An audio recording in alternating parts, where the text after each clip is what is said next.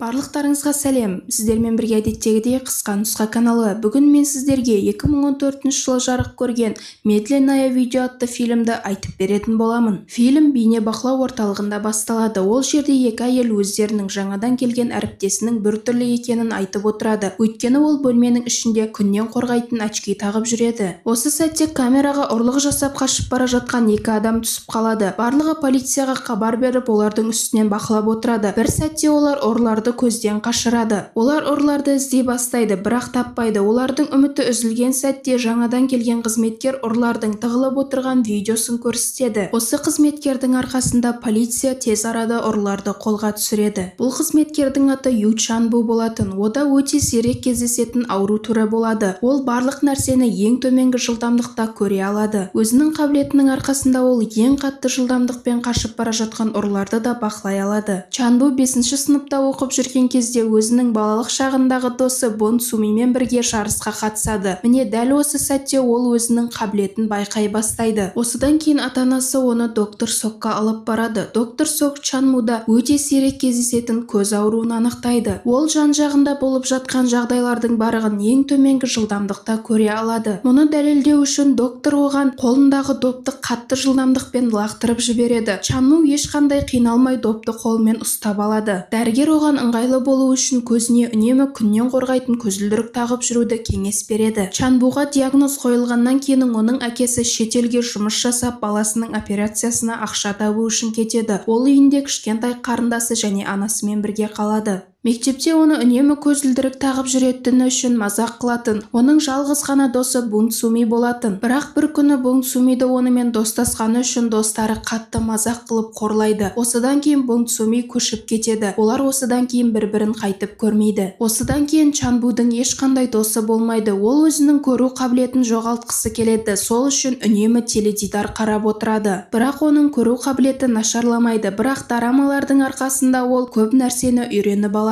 Чан-будың әкесі ақшаны үнемдеу үшін демалыс кезінде де үйге келмей жұмыс жасайтын еді. Бірақ мұның барлығы бекер болады, өйткені оның әкесі жұмыс орнында қазаға ұшырап қайтыс болады. Әкесінің өлімінен кейін Чан-бу доктор Сокпен ғана жақын араласады. Доктор Сок оған бөлмесінен шығып әлемді көріп, отбасына ақшалай көмектесуін кеңес береді. Осыдан кейін ол бейнебақылау орталығына жұмысқа кіреді. Чан-будың әріптесі Бён-су өзінің бастығына оның өте тұйық бала екенін, бірақ талантты екенін айтады. Бён-су оның қасында бірге отырады, онымен сөйлесуге тырысады, бірақ Чан-бу оған жауап бермейді. Чан-бу үнемі камераларды қарап отырып, адамдардың бір жерден бір жерге жету үшін қанша қадам жасайтынын бақылап отырады. Бён-суға бұл біртүрлі көрінгенімен ол балаға ұнау үшін ештеңе демейді. Бён-су одан жақсы көретін қызың бар ма деп сұрайды. Бұл Чан-будың есіне Бон Сумиді түсіреді. Ертеңіне ол Бон Сумиді іздеу үшін үй жағына барады. Бон Суми өте әдемі қыз болып бойжетеді, бірақ оның ақшалай қиындықтары бар еді. Коллекторлар оған қарызын өтеу үшін үйін сатуды талап етеді. Мұның барлығын сырттай бақылап тұрған Чан-бу оның қасына барып сөйлесуге батылы жетпейді. Осыдан кейін Чан-бу Сумиді камера арқылы бақылай бастайды. Ол оның күнделікті не жасайтынын қарап отырады. Бір күні Суми жаңбырдың астында қалып қояды. Оны көрген Чан-бу оған дорамадағылар сияқты зонтик береді. Бірақ қыз оны жаман адам деп ойлап, оған ұрсып кетіп қалады.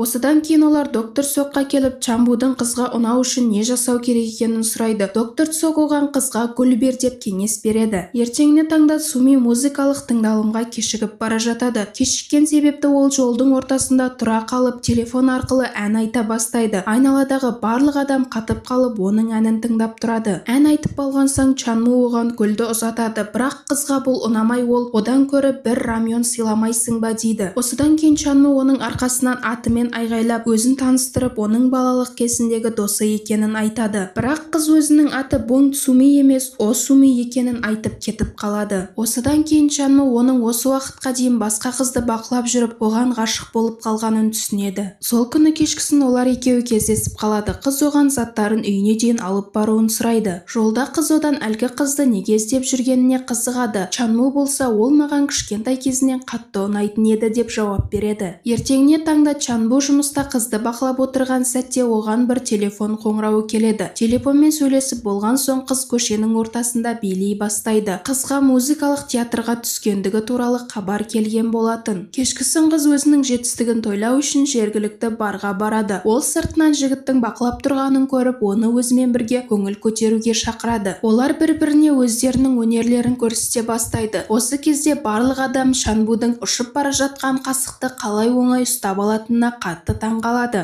Ертеңіне Чанбу қыздың жүретін жолдарынан қанша қадам жасау арқылы жүретіндерін есептеп жүреді. Мұны оның әріптесі байқап қалады. Кешкісін олар көшеге қыдыруға шығады. Сол кезде қыз одан қандай жұмыс жасайтынын сұрайды. Чанбу оған бейнебақылау орталығында жұмыс жасайтынын және күні бойы адамдарды бақылап отыратынын айтады. Осыдан кейін олар бір кафенің алдына келіп қарап отырады. Қыз сол кафенің бастығының өзіне қатты ұнайтынын айтады, себебі оның машинасы бар болатын. Қатты қызғанып кеткен Чанбу адамға біраз уақыт қарап отырады. Ертеңіне ол жұмыстағылардан кімнің машинасы бар деп сұрап шығады. Өйткені ол қызды машинада айналдырғысы келетін еді. Қыз үйіне қайтып келе жатқан кезде қарыз алған адамдар оны қорқыта бастайды. Осы кезде Бюнсун мен Чанбу уақытында келіп қызды құтқарып қалады. Осыдан кейін Чанбу жұмысына қайтып оралады. Қыз камералардың біріне қол бұлғап оған өзінің алғысын білдіреді. Жұмыстан кейін олар паркте кездесіп сөйлесіп жүреді. Сол кезде Чанбу одан машинасы болса не істейтінін сұрайды. Қыз оған күнде көлдің жағасына баратын едім деп жауап береді. Машина таба алмаған Чанбу автобус жүргізушісін күні бойы бақылап, кешкісін онымен бірге бейсбол ойнап, оған өтініш жасайды. Ертеңіне таңда Чанбу автобус жүргізушісі және Бюнсунмен бірге қызды тұрақтан алып кетеді. Олар Пусанға көлді көруге жол тартады. Чанбудың барлық нәрсені жасауға тырысып жатқанын байқаған Бюнсу оған жайлап ғашық бола бастайды. Жұмыста Чанбудың бастығы оларға соңғы уақытта әйелдердің көп жоғалып жатқандығы туралы айтады. Осы кезде Чанбу далада отырған Сумиді байқап қалады. Бір кезде ол камералардан жоқ болып кетеді. Қатты уайымдаған Чанбу жұмысынан жүгіріп шығып қызға қарай жүгіреді.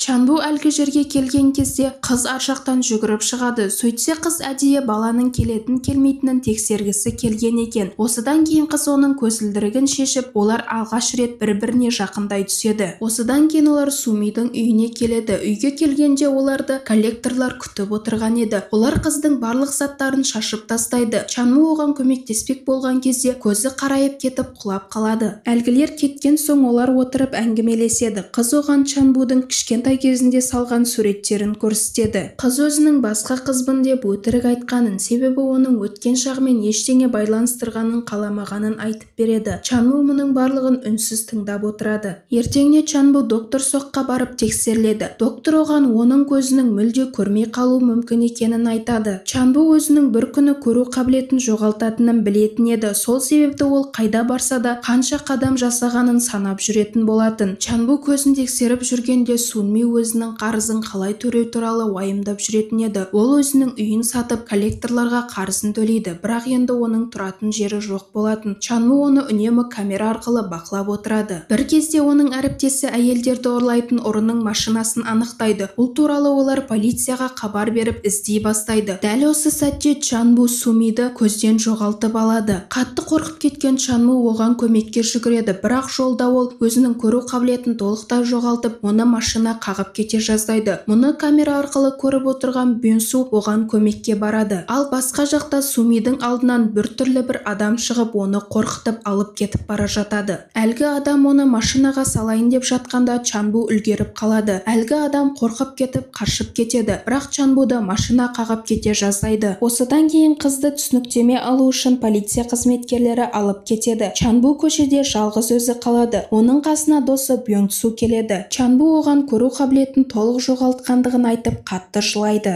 Осыдан кейін біраз уақыт өтеді. Суми өзінің өмірмен әуре болып Чанбумен байланысты тоқтатып қойған еді. Ол Чанбуды сағынған кезде камераға қарап тұрады. Бірнеше айдан кейін ол Чанбуды өзінің сүйікті кафесінде көріп қалады. Ол оған қарай қолын көтеріп амандаспақ болады. Бірақ жігіт қолындағы таяғын шығарып әрі қарай жүріп бара жатқанын көрген оның көңіл күйі түсіп кетеді. Қыз оның ізінен бақылай бастайды. Бір кезде ол бір музейға келеді. Ол жерде Чанбудың қызға арнап салған суреттері тола еді. Чанбу ол жерге көру қабілетімді жоғалтқанмен сені ұмытқан жоқпын деп жазу қалдырады. Ертеңіне таңда қыз тағы да Чанбудың ізінен жүреді. жүре бастайды. Бір кезде жігіт тоқтап одан қайда барғысы келетінін сұрайды. Қыз жігіттің оны сезетінін түсінеді. Бір-бірін қатты сағынған олар құшақтасады. Осыдан кейін фильм аяқталады.